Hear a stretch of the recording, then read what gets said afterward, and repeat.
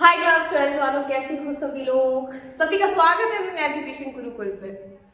तो कार्बोहाइड्रेट्स के वर्गीकरण पढ़ रहे थे हम। वर्गीकरण में क्या करा दिया? वर्गीकरण में हमने पहला वर्गीकरण था भौतिक गुणों के आधार पर, वो हम करा चुके थे। दूसरा आता है रासायनिक गुणों के आधार पर, वो आज हम कराने वाले हैं। ठीक है।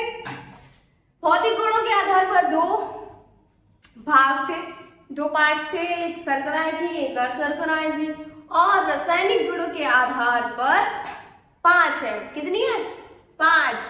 मोनोसैकेराइड्स, डाइसैकेराइड्स, ट्राइसैकेराइड्स, टेट्रासैकेराइड्स और पॉलीसैकेराइड्स। सैकेराइड्स बहुत ही मोस्ट इंपॉर्टेंट है, जो बोर्ड पेपर में निश्चित 101% आती ही आती है, तो इनको छोड़ना मत। तो बी नंबर, दूसरे नंबर पे क्या आता है? दूसरे नंबर पे था रासायनिक गुणों के आधार पर।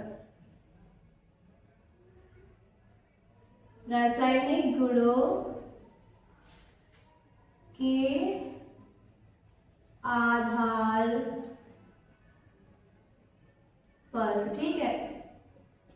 इसमें रासायनिक गुणों के आधार पर पहला आता है हमारे पास, पहला क्या आता है? मोनोसैकेराइड। सुन, मोनोसैकेराइड्स।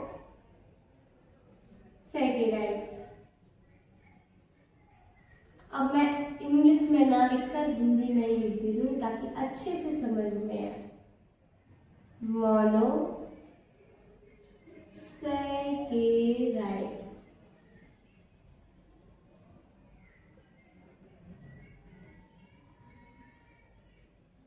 ठीक है, मोनोसैकेराइड्स। अब देखिए मोनोसैकेराइड होता क्या है, किससे पहचानते हैं, क्या है इसका काम, कहाँ पाया जाता है, किसे प्रदर्शित करते हैं। तो इसकी थ्योरी लिखेंगे हम। क्या लिखेंगे? ये सरल शर्कराएं होती है। क्या? सरल शर्कराएं। अरे भाई सही से लिख जाएगा।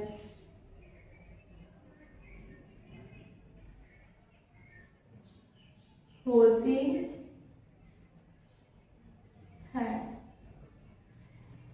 जिनका जल अपघटन नहीं कराया जाता। क्या नहीं कराया जाता? सरल शर्कराओं का जल अपघटन, यानी जल में नहीं, जल से क्रिया नहीं कराई जा सकती। अपघटन नहीं कराया जा सकता।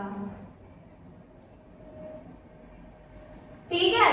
ये सरल शर्कराएं होती हैं जिनका जल अपघटन नहीं कराया जाता। जल अपघटन कराने का मतलब है कि इनकी क्रिया जल से नहीं कराई जाती। ठीक है। जैसे ऑयल है, ऑयल की क्रिया पानी से नहीं कराई जाती, वैसे ही इसका काम है। ये भी सरल है, मतलब सरल का मतलब ये है कि आसानी से टूटी जा सकती है। इसको कोई भी जोर या दाब लगाने की जरूरत नहीं है, ये एकदम सरल होती है। जिनका जल अपघटन यानी पानी से क्रिया नहीं कराई जा सकती। समझ में आ गया? इसलिए आगे कराई कहाँ पाई जाती है? पृथ्वी पर। किस पर? पृथ्वी पर 20 मोनोसैकेराइड्स पाई। मोनोसैकेराइड।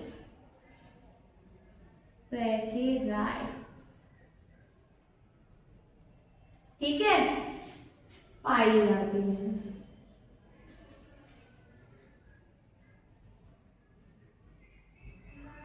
ठीक है। जिसका सामान्य सूत्र क्या होता है?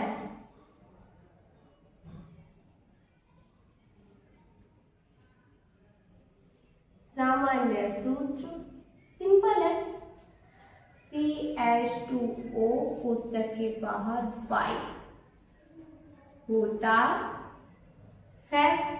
समझ में आ गया? पहला डन हो गया। डन, हमने पहला कंप्लीट कर लिया। कितना इजी था, कैसे था? रासायनिक गुणों के आधार पर पहले था मोनोसैकेराइड्स। सैकेराइड्स पढ़ेंगे, मोनोसैकेराइड्स, डाइसैकेराइड्स, ट्राइसैकेराइड्स, टेट्रासैकेराइड्स एंड पॉलीसैकेराइड्स। तो फर्स्ट मोनोसैकेराइड्स क्या होता है? ये सरल शर्कराएं होती हैं, ठीक है, ये सरल होती है, इनमें कोई जोर दाब नहीं लगाना पड़ता है इनको तोड़ने के लिए। या तो ये लिक्विड फॉर्म में होंगी या बिल्कुल मतलब कैसी होंगी, चौक होती है वैसी होंगी, मतलब एक सरल होंगी जो आसानी से टूट जाएंगी, पर इन्हें जल में नहीं घोला जाता, इनका जल अपघटन नहीं कराया जाता, क्योंकि इनकी क्रिया जल से क्रिया नहीं करती, इसलिए इनसे जल से दूर रखना चाहिए। पृथ्वी पर 20 मोनोसैकेराइड, यानी जो हमारी पृथ्वी है उसमें केवल 20 मोनोसैकेराइड्स पाई जाती है, जिनका सामान्य सूत्र CH2O होता है, ठीक है। इतना कंप्लीट हो गया है, जिनको इस सूत्र से अगर आपको बोर्ड पेपर में टिक ऑप्शन में पूछ लीजिए, टिक ऑप्शन में 101% आना ही आना है, किसी इन पांचों में से किसी एक का सूत्र पूछ लेगा टिक ऑप्शन में, देख लेना, अपने नंबर 1 नंबर पक्का करना है तो इन चारों के सूत्र याद। पहले का सूत्र हो गया CH2OY, ठीक है, ये हो गया, हाईलाइट कर दे रही हूँ मैं इसको।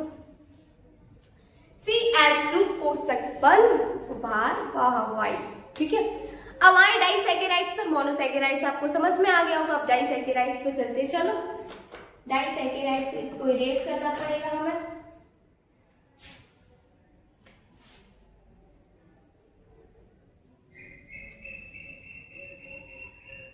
इसको थोड़ा इसको मिटा दे रहे हैं और डाइसैकेराइड्स को यहाँ से लिखेंगे क्योंकि ये बड़ा होने वाला है। आपको पता तो है ये रासायनिक गुणों के आधार पर चल रहे हैं, भौतिक गुणों के आधार पर हम करा चुके हैं, ठीक है।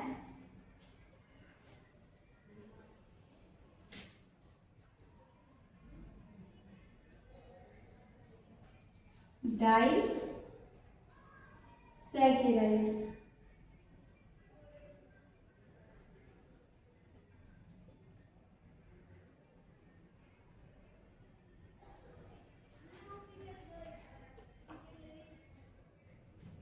डाइसैकेराइड्स हो गया। अब इसको देखते हैं ये कैसे होता है, इसकी डेफिनेशन क्या होती है, इसकी थ्योरी होती क्या है आखिर में। चलो इसको देखते हैं ये क्या है, क्या चीज है, कैसे पाया जाता है, इसमें क्या क्या पाया जाता है, क्या है। तो डाइसैकेराइड्स क्या है, डाइसैकेराइड्स कार्बोहाइड्रेट के वर्गीकरण ही में तो है। तो ये ऐसे कार्बोहाइड्रेट्स होते हैं जिनका जल अपघटन कराया जाता है। क्या इनका जल अपघटन, मैं समझा दे रही हूँ अभी आपको, यहाँ से स्टार्ट कर दूंगी, ठीक है, यहाँ से, क्योंकि ये बड़ा रहने वाला है। लो डाइसैकेराइड्स क्या होता है, ये कार्बोहाइड्रेट्स के अंदर आ रहा है, तो इसका जल अपघटन होता है। जल अपघटन में डाइसैकेराइड्स के कुछ अणु प्राप्त होते हैं, कितने प्राप्त होते हैं, कैसे प्राप्त होते हैं, मैं बताती हूँ, ठीक है। तो डाइसैकेराइड्स क्या था, ये ऐसे कैसे ऐसे कार्बोहाइड्रेट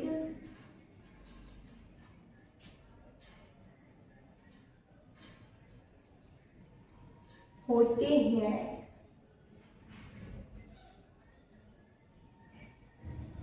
जिनके जल अपघटन से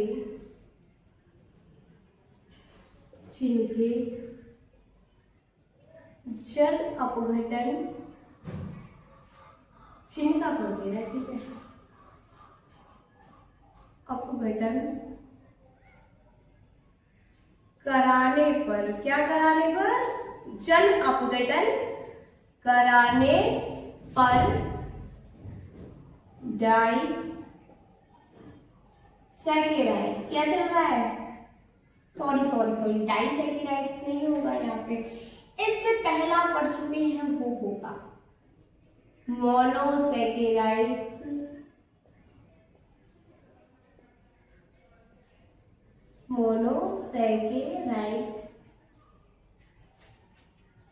के दो अणु प्राप्त होते हैं, ठीक है। इसका क्या होता है, पहले ये समझा दूं मैं आपको क्या है। इसमें देखिए हर एक में डाई में, ट्राई में, टेट्रा में और पॉली में, तीनों में मोनोसैकेराइड्स के अणु पाए जाते हैं। इसमें कितने पाए जाते हैं, इसमें 2 अणु पाए जाते हैं, इसलिए इसको डाई कहते हैं। अगले वाले में 3 पाए जाएंगे, उसको ट्राई बोलेंगे। फिर उससे अगले में 4 पाए जाते इसलिए उसे टेट्रा कहेंगे। फिर अगले वाले में और भी पाए जाएंगे उसको कहेंगे पॉली।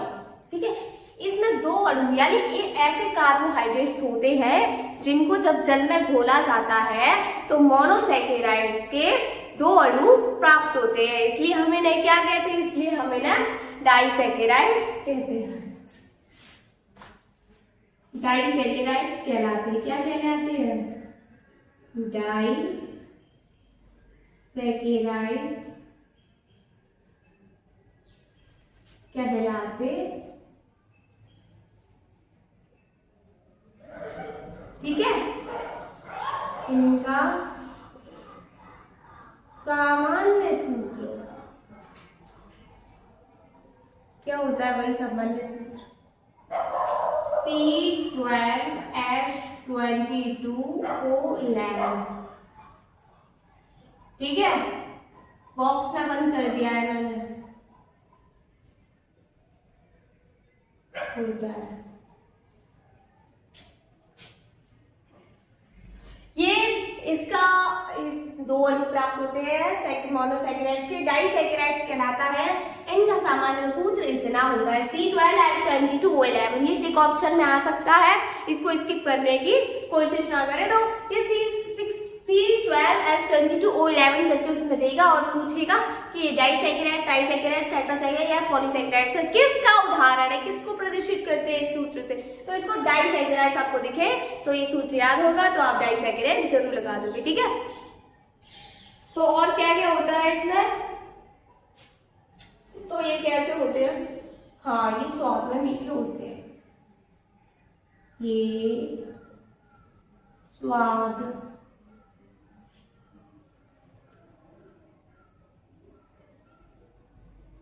में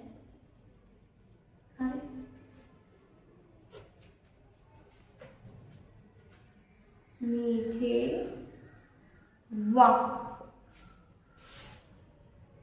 जल में विलय। क्योंकि इनका तो जलपतन हो रहा है ना, तो ये जल में विलय होंगे। जल में विलय अक्रिस्टलीय ठोस होते हैं, इनमें कोई क्रिस्टल नहीं पाया जाएगा। ठीक है, इसलिए ये जल में खुल जाते हैं, क्रिस्टलीय होते हैं। समझ में आया? देखो, डाइसैकेराइड्स कंप्लीट हो गया। डाइसैकेराइड्स होगा क्या?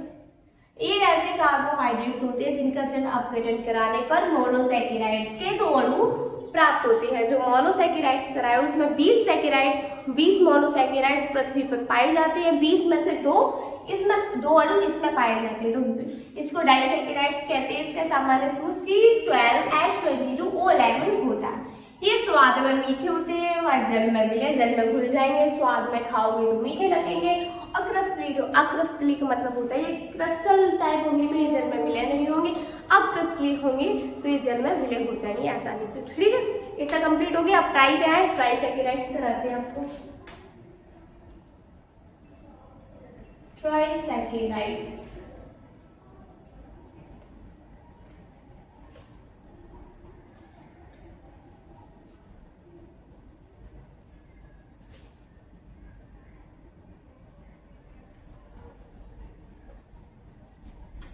सी नंबर पे आता है आपका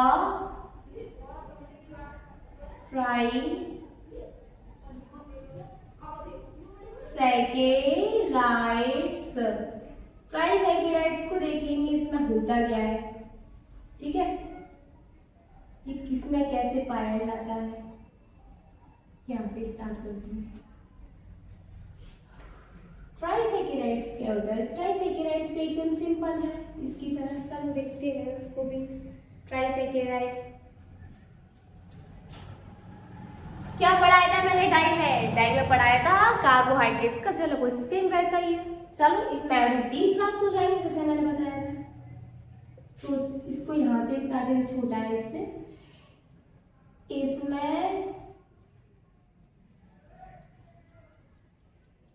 कार्बोहाइड्रेट्स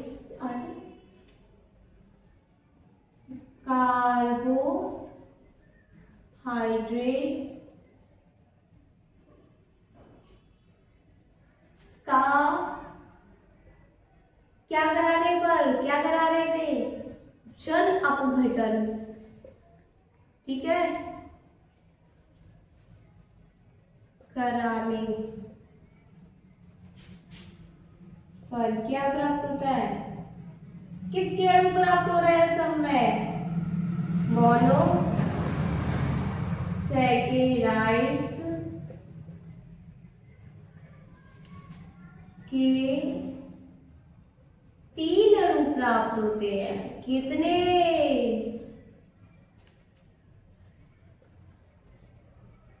प्राप्त होते हैं, ठीक है, इतना हो गया। कितने अणु प्राप्त हो रहे हैं? और ये सॉरी ये नहीं होगा, इनके इसका सॉरी इसका सामान्य सूत्र क्या होता है? C80H34O11। रेक्टेंगल में हमने इसको लॉक कर दिया, होता है। देखो बच्चा ये ऐसे ही होते हैं, ठीक है। इसमें जितने भी इतनी थ्योरी होती है, मतलब ऐसे एक दूसरे से गड़बड़ होती है, तो उससे मैं सिंपल से सिंपल थ्योरी आपको समझाने की कोशिश कर रही हूँ और आशा करती हूँ कि समझ में आ रही होंगी आपको अच्छी तरीके से। इसमें कार्बोहाइड्रेट्स, क्योंकि ये कार्बोहाइड्रेट्स के एक उदाहरण है, तो डाइसैकेराइड्स कार्बोहाइड्रेट्स का उदाहरण है, तो इसमें कार्बोहाइड्रेट्स का जल अपघटन कराने पर मोनोसैकेराइड्स के 3 अणु प्राप्त होते हैं और इसको ट्राइसैकेराइड्स कहते हैं। इसका सामान्य सूत्र C18H34O11 होता है। ये इसका स्वाद वाद कुछ नहीं दिया गया, स्वाद सिर्फ डाइसैकेराइड्स और पॉलीसैकेराइड्स का पूछा जाता है, तो हम उसी का ही लिखेंगे, ठीक है। अब हम आगे चले, बताओ आगे चले कि नहीं चले? चलो, किस पे चलते? ट्राई के बाद आता है टेट्रासैकेराइड्स, ठीक है, उस पे चलते हैं। ये तो समझ में आ गया होगा आपको क्या है टेट्रासैकेराइड्स।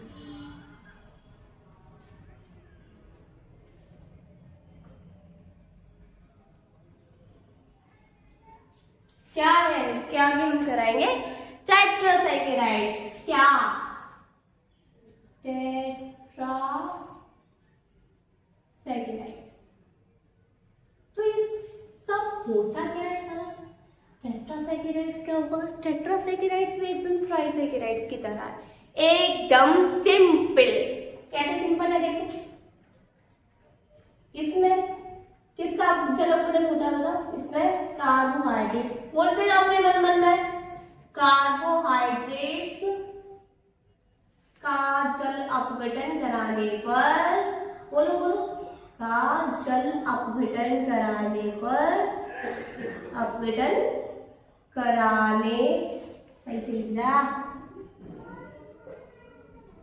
कराने पर क्या प्राप्त होता है? मोनोसैकेराइड्स के अणु प्राप्त होते हैं ना, मोनोसैकेराइड्स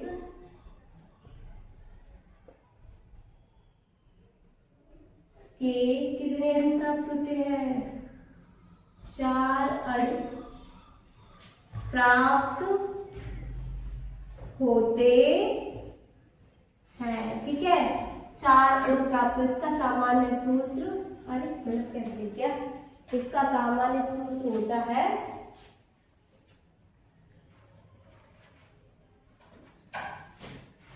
इसका सामान्य सूत्र क्या होता है? क्या होगा? C24H42 O21 होता है, ठीक है। टेट्रासैकेराइड्स कंप्लीट हो गया। क्या होता है इसमें? कार्बोहाइड्रेट्स का जल अपघटन कराने पर मोनोसैकेराइड्स के 4 अणु प्राप्त होते हैं, तो ये क्या बन गया? टेट्रासैकेराइड्स बन गया। इसका सामान्य सूत्र C24H42O21 होता है, ठीक है। एक और रह गया हमारे पास, लास्ट है, बस 2 मिनट और लगेंगे आपको। टेट्रासैकेराइड्स यानी पॉलीसैकेराइड्स रह गया है, इसको भी जल्दी जल्दी करा दे रहे हैं। पॉलीसैकेराइड्स,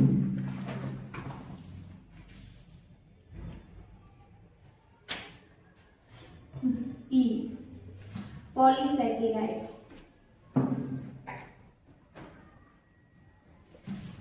पॉलीसैकेराइड्स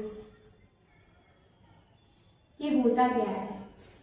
चलो देखते इसको, ये क्या होता है। पॉलीसैकेराइड्स में इसमें कार्बोहाइड्रेट्स का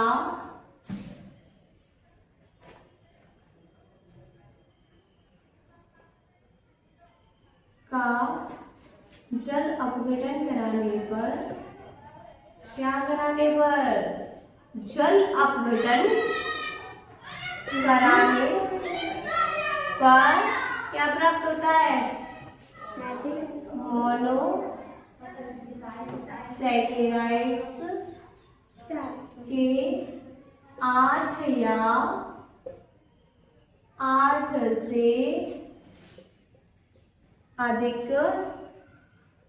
कितने अणु प्राप्त होंगे? 8 या 8 से अधिक अणु प्राप्त होते हैं। ठीक है, ये स्वाद में फीके व जल में अम्लीय,